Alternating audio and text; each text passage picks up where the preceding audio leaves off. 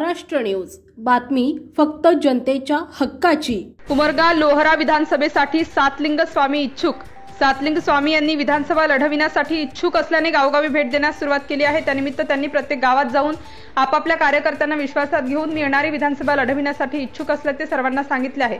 या संदर्भात 18 जुलै रोजी भुसंडी येथे बैठकीचे आयोजन करून सर्व कार्यकर्त्यांना विचारपूस केली व अडीअडचणी सोडविण्यासाठी प्रयत्न केला।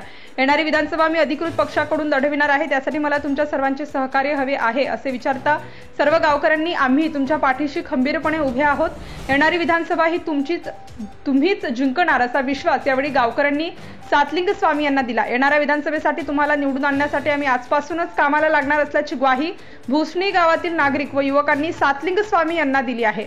विशाल देशमुख, तालुका प्रतिनिधी, Umarga. Subscribe now and press the bell icon.